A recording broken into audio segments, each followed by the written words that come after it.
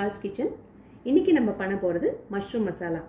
அதுக்கு தேவையான பொருட்கள்: மஷ்ரூம், வெங்காயம், தக்காளி 2, இஞ்சி பூண்டு விழுது, கொத்தமல்லி இலை, அப்புறமா கலர்ஃபுல்லாக இருக்கிறதுக்காக ரெட் அண்ட் க்ரீன் கேப்சிகம். அதை தவிர மசாலாக்காக கொஞ்சம் சோம்பு, கொத்தமல்லி விதை, கொஞ்சம் தேங்காய், உப்பு, கரம் மசாலா, காஷ்மீரி சில்லி பவுடர், ஜீரகம் and coriander powder, kasuri methi. இப்போ எப்படி செய்யலாம்னு பார்த்தலாம். எண்ணெய் கொஞ்சம் ஊற்றியாச்சு, 2 டேபிள் ஸ்பூன் சட்டியில். சூடான உடனே இஞ்சி பூண்டு விழுது, லேசாக வதக்கி விட்டுருங்க. அடுத்தது வெங்காயம்,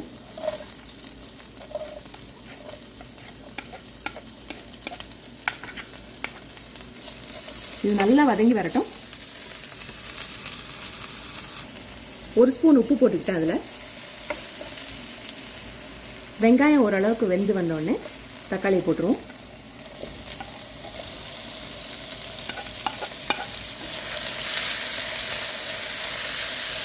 இது நல்லா வதங்கி வரட்டும். இப்போ மசாலாலாம் போட்டுருவோம்.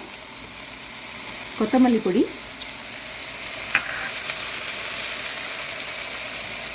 ஜீரக பொடி, காஷ்மீரி சில்லி பவுடர், ரொம்ப காரமாக இருக்கும் பார்த்துக்கோங்க, கரம் மசாலா,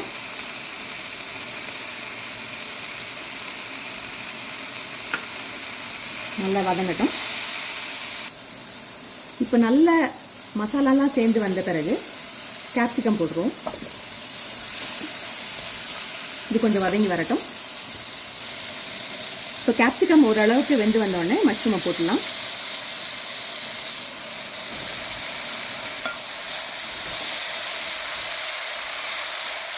இது கொஞ்சம் தண்ணி விடும், கொஞ்சம் நேரம் வேகட்டும். இதில் ஒரு 1/2 கப் தண்ணி ஊற்றிடலாம். அதுக்கப்புறம் நான் அந்த தேங்காய், சோம்பு, அப்புறம் கொரியாண்டர் சீட்ஸை சேர்த்து அரைச்சி வச்சுருக்கேன். அதை கடைசியாக ஊற்ற போகிறோம். இது கொஞ்சம் வெந்து வரட்டும். இப்போ வாயில் கொஞ்சம் போட்டு பாருங்கள், உப்பு பத்தலைன்னா ஆட் பண்ணிக்கோங்க.